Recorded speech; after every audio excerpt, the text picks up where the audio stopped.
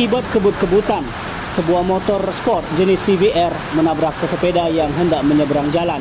Akibat laka lantas maut ini, 2 nyawa melayang.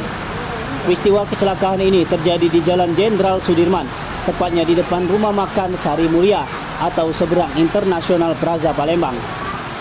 2 pengendara motor dan sepeda ini tewas di tempat kejadian perkara, sementara 1 penumpang dari pesepeda masih dalam kondisi kritis yang mendapatkan perawatan intensif di rumah sakit terdekat.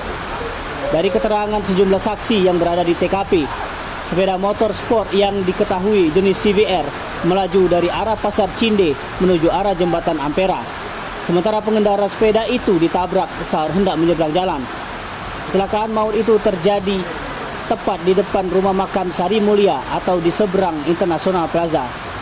Penyebabnya masih dugaan bahwa sepeda motor sport tersebut kurang konsentrasi hingga hilang kendali sampai menabrak 2 pengendara sepeda dayung tersebut hingga terpental. Yang mendengar suara benturan keras saat kecelakaan maut, sontak membuat warga terkejut yang berada di lokasi sekitar. Sementara itu, petugas Polrestabes Palembang langsung mendatangi TKP. Kasarantas Polrestabes Palembang AKBP Randy Surya Aditama melalui Kanit Gakum Ibtu Air Sikakum membenarkan peristiwa tersebut.